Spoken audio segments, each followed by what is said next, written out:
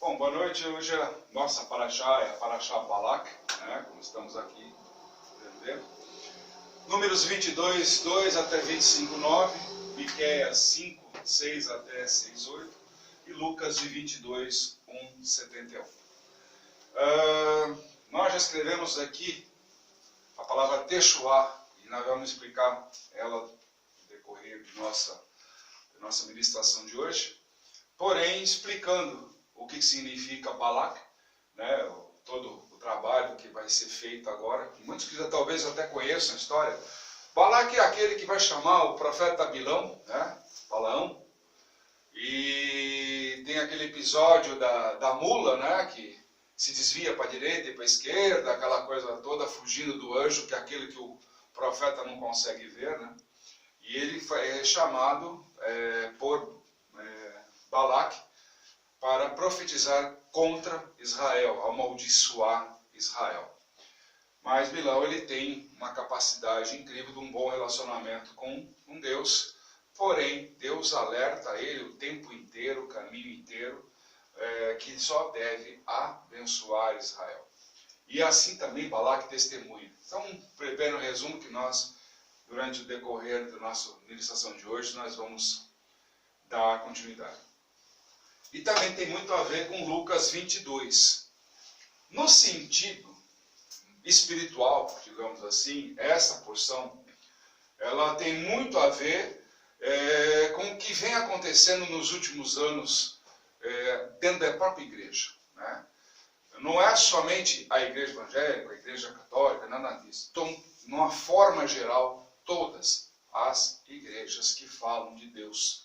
Isso aqui vem mostrar muito o que vem acontecendo, o que vem modificando as igrejas e fazendo com que elas não atinjam uma plenitude, porque precisa abrir mão de um fardo do passado para justamente entrar no novo tempo e começar a viver os novos ensinamentos de Deus.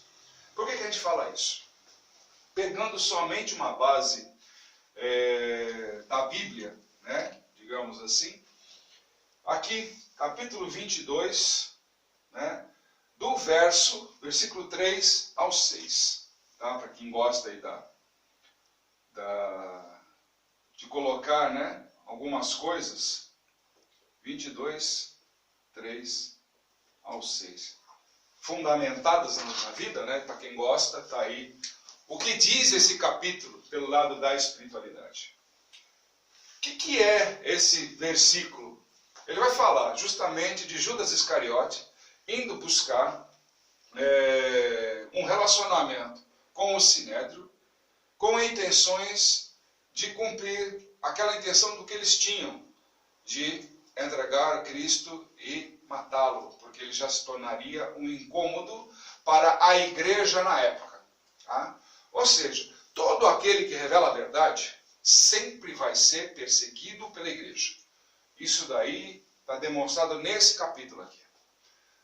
E há brechas, do mesmo jeito que nós temos nas porções anteriores o envio de espias e tudo mais, né, que Moisés pediu, e Josué também vai fazer a mesma coisa em cima disso. O reino também, chamado igreja, que nós temos hoje no mundo, também manda seus espias, né, para saber de como poder agir, para derrubar, inclusive, aquele que fala a verdade, colocou com o intuito de corrupção. Esse é o grande fato, é a grande equação que nós temos que prestar atenção para o dia de hoje. Então, dentro desses versículos, nós temos aqui algumas situações que o próprio Cristo revelou, né? Que é o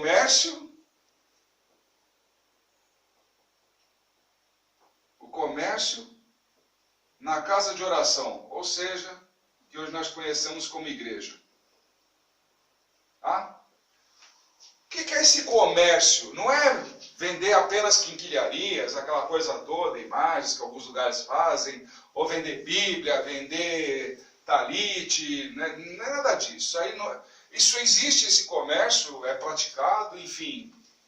Não sou eu aqui que vou dizer como é que cada um deve ver o seu meio de ganhar pão, digamos assim, que se baseia nisso e ponto final. Mas o que estamos falando pelo lado espiritual, lado da espiritualidade, o comércio dentro da igreja é aquilo assim. Por exemplo, o próprio Judas Iscariotes. Ele foi lá com uma intenção, havia, em primeiro lugar, dentro da própria igreja, uma corrupção, ok? De como fazer as coisas acontecerem ao contento deles, da igreja, o sinédrio naquela época. Então, estamos falando de uma igreja numa forma ampla, tá? Com seus conselheiros, com tudo mais que são necessários. Então, o primeiro passo seria justamente a corrupção. Segundo passo que nós temos aqui é eliminação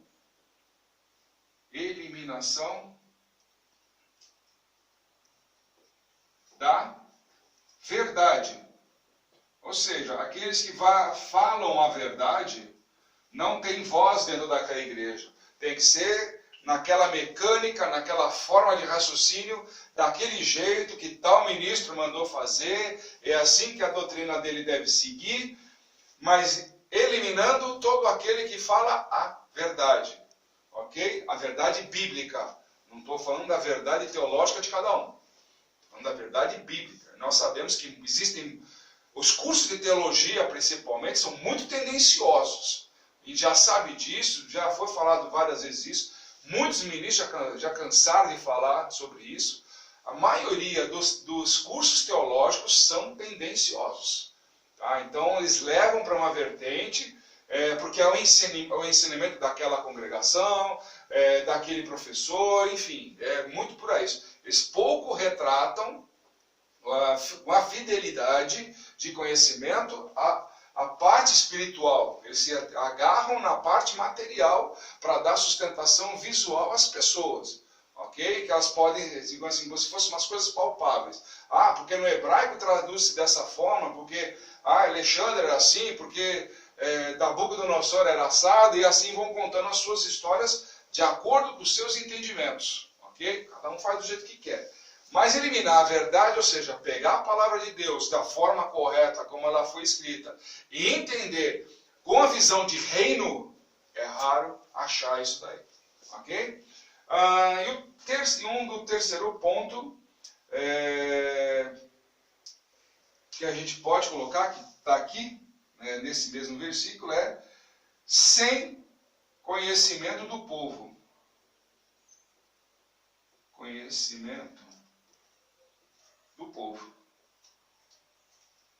Uma das coisas mais graves e comum que vem acontecendo nos últimos tempos é a igreja receber dinheiro público. Mas aí você vai me dizer assim, mas é para a obra de Deus, Bom, se vocês querem resolver por aí, aceitar esse tipo de justificativa, muito que bem. Não vou aqui discutir o assunto, porque você já tem um pré-conceito formado. Entretanto, é fato que toda igreja que está recebendo dinheiro público, é provado, já visivelmente, que o dinheiro público não foi para ajudar pessoas caídas no meio da rua, e nem visitar pessoas doentes no hospital, presídio, nada disso. Serviu unicamente para a edificação de templos para a vanglória do homem. Tá? Status. Esse dinheiro é recebido do poder público. Já estou dizendo e já profetizando em cima disso. Isso aqui é dinheiro de sangue. Inclusive com decreto de Deus. Já dizendo, isto é dinheiro de sangue. Esse mesmo sangue que deixou pessoas sem hospitais, sem condições de atendimento hospitalar, pessoas sem segurança, pessoas sem qualidade de vida, foi tirado do poder público para dar de privilégios àquelas instituições que se beneficiaram politicamente. E o que acontece com isso? Somente os ministros que estão com a mão suja de sangue? Não.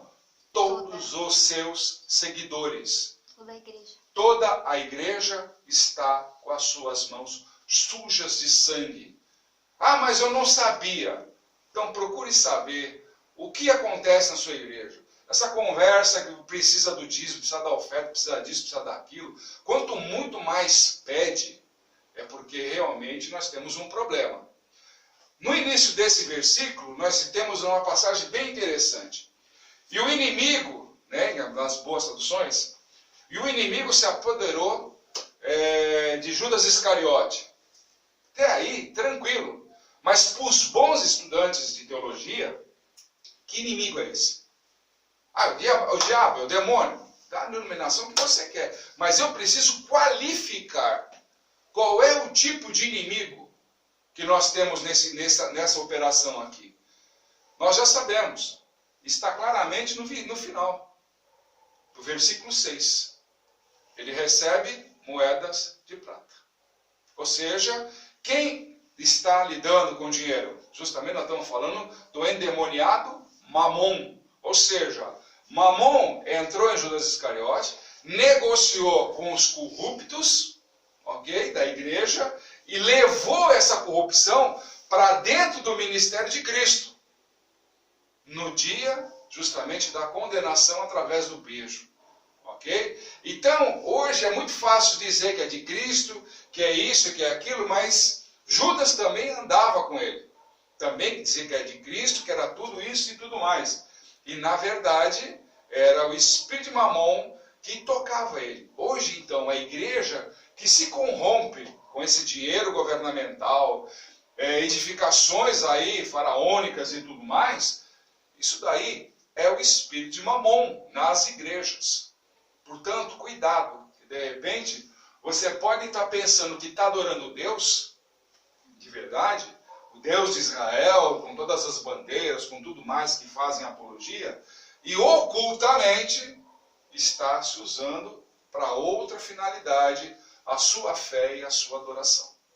Então, isso aqui também vem no espírito de Balaque aqui também. Porque Balaque, ele manda mensageiros de Midian ofertarem para Balaão justamente dinheiro, para que ele amaldiçoasse Israel. A primeira vez ele fala não, mas depois ele começa. Nem por um palácio de prata, de ouro, e o que nós vemos por aí são palácios de prata e de ouro que nós temos aqui. É só estudar esses capítulos aqui e vocês começam a entender. Então, o alerta que fica aqui é justamente disso. Para que haja tempo ainda de vocês observarem e corrigirem esses ministros e corrigir a própria igreja. Porque não adianta uma igreja chegar lá e fazer uma divulgação de massa que está dando cesta básica para um monte de gente, quando na verdade, se ela tem lá 10 mil membros e me apresenta 200 cesta básica, está faltando trabalho. Porque isso daí não é trabalho de divulgação de igreja, não. Isso é uma obrigação da igreja fazer esse tipo de trabalho. Nós mesmo aqui do Ministério, já apresentando para todos vocês aí, que numa simples campanha, nós conseguimos 150 cestas básicas para 150 famílias. Foi uma coisa assustadora, linda. Mas foi Deus que fez, não fomos nós, não. Então uma igreja que se vangloria de oferecer cesta básica, e outra, nós sabemos que hoje a igreja é a maior mantenedora das drogas, de traficante de droga. Porque tem muita cesta básica que é recebida em igreja, eu tenho conhecimento aqui da nossa região, que muita cesta básica é trocada por droga. A pessoa vai lá na igreja, se cadastra e tudo, pega a cesta básica e vai embora. Ah, mas eu não tenho nada a ver com isso, a igreja fala isso. Pelo contrário, ela é responsável por aquilo que ela faz. Isso daí, se ela não se torna responsável pelos seus atos, se chama corrupção. Ou irresponsabilidade religiosa. Está na hora da igreja começar a abrir os olhos também, que ela é responsável sim. Nós somos responsáveis um pelo outro, como igreja. Não é simplesmente a minha igreja, não. Se a sua é igreja, ótimo, então você não faz parte do corpo de Cristo. Se a sua placa é mais importante que o nome de Cristo unindo as igrejas, desculpa, a sua igreja não serve Cristo. Nós temos que buscar agora as igrejas que realmente, em união, se formam um, para justamente estarmos com Cristo. Ok? Techuvá, por que nós estamos colocando isso? Que significa o arrependimento. Tem muita gente falando techuvá, disso e daquilo por aí, e não vivem em techuvá. Techuvá você precisa ver espírito. Não é só teoria de como ela é feita, de como é, que você precisa ler a lei de Deus. Techuvá é o contrário, é o puro arrependimento através do Espírito Santo. Ok? Quando você atinge o nível de techuvá, a lei de Deus, você não precisa ficar toda hora repetindo, ficar estudando. Ela começa a tomar forma dentro de você e você age nos caminhos do Senhor. Isso é o verdadeiro arrependimento para voltar para casa. Porque não adianta nada falar que você fez o arrependimento, mas anda no mundo. Quando se fala para ir para um culto de igreja, reclama que são 2 horas, mas se for convidado para uma balada para virar a noite inteira, você está disponível de imediato. Mas para ir na igreja 2 horinhas, você fica reclamando até, mas tem que ficar esperando 2 horas até o último aparecer lá, já viu, né? Então, techuvá vem muito do arrependimento, mas consciente e espiritual. Não daquele que te convence pela teoria. Ou seja, não adianta chegar e vomitar um monte de palavras bonitas que está escrito não sei aonde, que fulano leu no livro tal. Cara, errado. Techuvá tem que vir do próprio entendimento pessoal, do próprio entendimento espiritual, da força que você cria na techuvá quando você quer fazer. Não é alguém te falar, não, tem que fazer o arrependimento para você voltar para cá. Não, techuvá tem que nascer dentro de você. Se a techuvá não nasce, o arrependimento não nasce de você, esquece, você não vai entrar no reino. Tem que entrar com vontade. Aí, ou seja, quando a gente começa a analisar o livro de Apocalipse, começamos a entender cada vez mais aquele que vencer. Ou seja, se você ficar parado simplesmente aí, morno, você não vai entrar no reino nunca. Isso aqui é uma conquista que você tem que buscar para a sua vida. Isso é o mais importante. Ok? Para aqueles que já estamos nos despedindo aqui na gravação, muitos aí ironizaram algumas das profecias que nós fizemos. Eu estava lendo aqui, me passaram o material, quando nós falamos aqui de Corá, né? Queria o poder pelo poder, né? Ou seja, eu quero poder para ter poder, né? Está aqui. Advogados preparam a maior ação do mundo contra inquéritos inconstitucionais do Supremo Tribunal Federal. Em vários lugares no mundo inteiro, pessoas estão adentrando contra a força de Coré que existe aqui no nosso país, no Brasil. Imagino que os outros também do mundo também, que assistiram a gente e entenderam a mensagem, começaram também. Ou seja, a nossa profecia não é profetada, é profecia de verdade, tá? Para vocês verem a situação. Semana passada, nós falamos também da carne de porco. Deram risada da carne de porco, porque eu estava dando exemplo, e todo mundo reclamou por causa da feijoada que tinha que comer no sábado, né? Pois é, saiu um novo estudo aqui do novo vírus, né? De gripe, com um potencial pandêmico, detectado na China. Ou seja, a carne de porco nova vai ser tipo uma nova gripe suína que vai se instalar no mundo inteiro, vinda do porco. Ou seja, nós falamos semana passada, para vocês verem. Ou seja, aqui não há uma profecia de qualquer jeito. Aqui nós fazemos com conhecimento. Profecia aqui é revelada com vontade. Do mesmo jeito que nós testemunhamos também a nuvem de gafanhotos que se apresentou há 2, 3 semanas atrás, mais ou menos, e nós clamamos aqui, não somente aqui, também na torre de intercessão e adoração, para aqueles que nos acompanham, houve um clamor violento dos ministros de cada igreja que faz parte desse grupo, e aí entrou do nada uma frente fria, onde afastou todos os gafanhotos que iam entrar no Brasil. Então, aqui, você que está assistindo a gente, cuidado quando comentar alguma coisa contra a gente, porque aqui a coisa acontece, tá bom? Então, que Deus te abençoe, que Deus te guarde. Nós vamos continuar aqui com o pessoal aqui, pegando todo o ensinamento total aqui, e faço convite para você. Você sai do seu lugar comum, o dia que você quiser, nos visite, para que verdadeiramente Deus possa te abençoar com todo tipo de conhecimento e de mais sorte de bênção ainda na sua vida. Amém.